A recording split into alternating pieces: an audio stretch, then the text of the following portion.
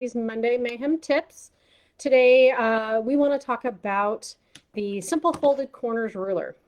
It's one of our favorite specialty rulers, and there are so many out there, but there are just a small grouping of the specialty ones that I really recommend are a must-have in your sewing room. So unfortunately, you're not seeing it very well because it's clear. There's two versions. So we have a large one and then we have a baby one. Okay. So the purpose of this guy is to do kind of like half square triangles, flying geese, anything that you need to add a square onto a corner. So a square in the square block, a pineapple block, some of those kinds of things. And you're tired of drawing diagonal lines and then sewing and trimming and all of that, get this ruler. So especially if you're doing, I have an example, one of the classes that we teach is Elizabeth Hartman. So this is one of her older ones. But if you're doing, say, this octopus, and you see all those little tiny diagonals, yeah, you're going to want this ruler for that. Because Elizabeth, oh my gosh, she does even like 1 1/4 inch pieces with little diagonals. They're just crazy. There's like a puffer fish. I love this quilt. It's huge. It's one of my first ones that I did for Elizabeth's patterns. I did not have this ruler. I wish I did. So just a great way to do all those diagonal seams and not have to draw lines. If you've taken any of my classes, done any of my sew-alongs, you've heard me say I try to do things as efficiently as possible. I get tired of drawing lines. I don't like doing them, all those kinds of things. So this is my trick to not have to do diagonal lines, besides potentially using tape on your machine. So you may have seen I have like painter's tape to mark my needle mark on my machine. You can find, we even have in the store 1/4 inch seam tape by like Cluck Cluck Sew and other companies.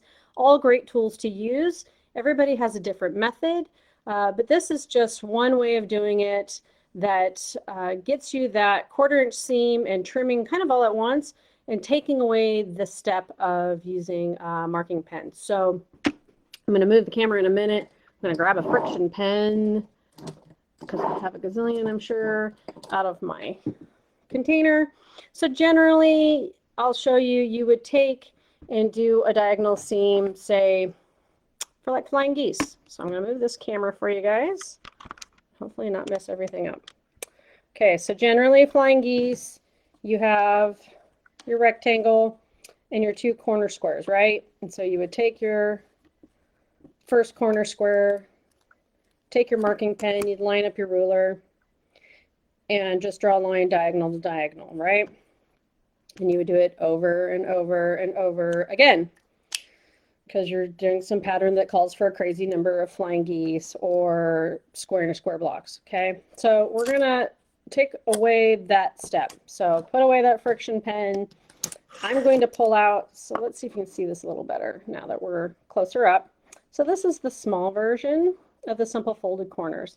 What's nice is it has a lot of markings to help you make sure that you're lining everything up correctly. And if you get either one of these rulers, what's really nice is it does come with a printout that shows you how to do flying geese, square and square, just how to use the ruler in general. And there's some great other YouTube tutorials. So it's got a lot of support to go with this ruler, which is another thing I love anytime it comes to specialty rulers, is if they have a lot of support. So because we don't want to draw lines, we're going to use this ruler to line up. So the plus side, and hopefully now you can see a little better, is it has a diagonal line for what's going to be my seam line. And then it's already added my 1/4 inch seam allowance. So my diagonal is this straight line on this edge.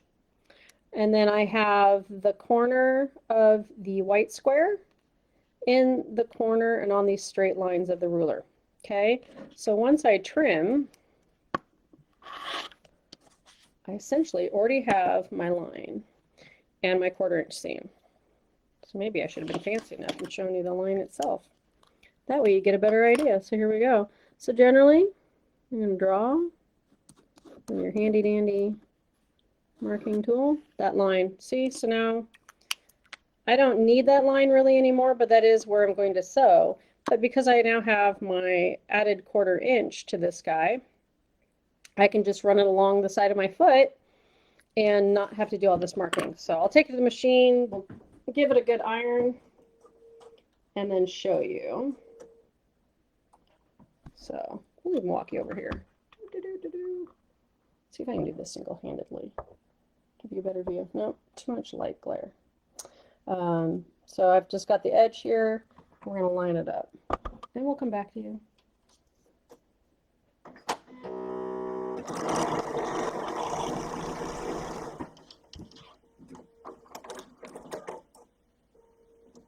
Okay, so because I ran my foot along the edge there, my seam is on my drawn line.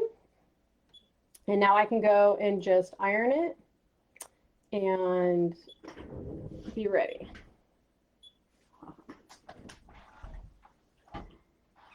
So also, if you know me, you know I press open. So there's your first half of your geese. So, or there's a lot of projects that, kind of like Elizabeth Hartman, they'll do a rectangle with a square in it. And so if you're doing anything like that, you just all of a sudden already have that nice piece. Now it has got some waste to it. Unfortunately, there are patterns that are that way. They're just wasteful. But you know what? You've got all this done. You can always sew up all those little triangles if you're crazy and turn them into something else. I am personally not that crazy. And then my open seam on the back. Plus side of the friction pin, once you add an iron to it, there's no mark, right? Okay, so then if you're doing it as a flying geese, you then come to your other side. I'm going to turn it around because I'm right-handed. Whoops, make sure I line up my ruler correctly. And what's nice with this ruler, hopefully you can see, is really you could go either way. So I can shift this ruler, and as long as I'm keeping my solid line on the diagonal of my square, so you want to make sure corner and corner of the square is on that diagonal line. Let's get you a little closer. See if you can see this. So corner of one square, corner of the other, diagonal line on it. Here's my added 1/4 inch seam. Now, no matter which way I have the ruler, as long as I'm keeping this diagonal on each corner, I'm good. As you're starting out with this ruler, it's best to stay comfortable with the solid lines that he's got on the one side of the ruler, just so that you know. Otherwise, then, you know, you can start getting where you can shift it. But definitely as you're starting out, use those solid lines he's given you to line up that straight edge, just to make sure you're getting everything you need, and then trim. And voila. So I'm going to sew from point to point, but because I already have my 1/4 inch, I'm going to run my machine foot. I'm going to run that down the edge. Okay, and then I'll press it and show you.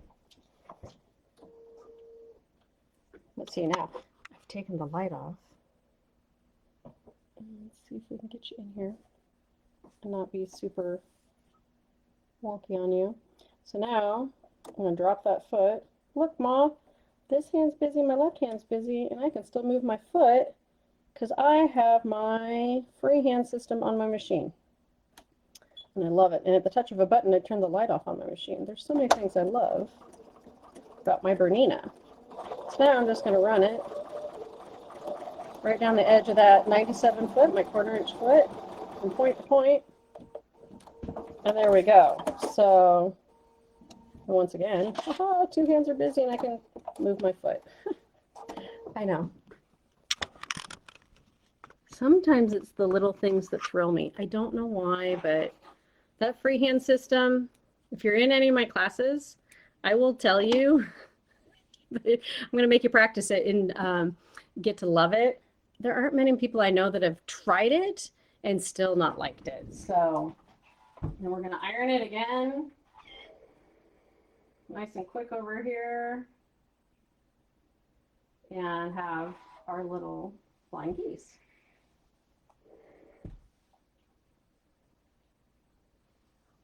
Okay. So, woohoo! And I still have my little 1/4 inch from the tip of my geese to the top is still nice and clean. So that guy's ready to go.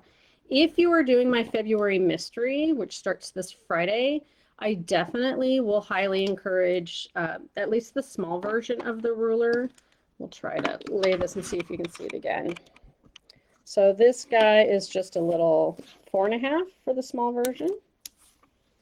And so it has your markings 1 through 4.5, plus nice diagonal markings, and then the pluses for all the extra 1/4 inch. And then if you're doing bigger projects, there is this 8-inch version. So same thing. So you have your diagonal for your 1/4 inch, you have all your 1 inch, your 1/2 inch markings, plus all of the plus marks in between for your quarters. So definitely a lot of markings so that you can do all your different types. You don't have to just do flying geese with this ruler. Like I said, for the February mystery, we're going to be doing some interesting blocks where there's going to be this triangle in the middle, but each side is going to be longer because we're going to use like a 2.5 by 4.5, but then we're going to add a 2.5 by 6.5. Some of the other things are if you're doing blocks, so like for the mystery, it's going to have you putting, because it's rectangles, kind of on the 90. So they'll be like this. Ruler's still going to work the same way. I'm going to line up my solid line down that white rectangle. I'm lining up my plus marks on my gold rectangle that's on the bottom, and then I'm still going to do the same thing. And so if you're doing a lot of blocks that are more this way, it's going to work the same way. I'm just going to take it to my machine,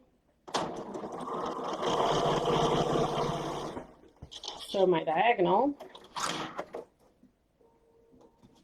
and then we'll press it and show you. But see, I've got my diagonal line, I've got my 1/4 inch seam allowance already, it's already trimmed, ready to press and go.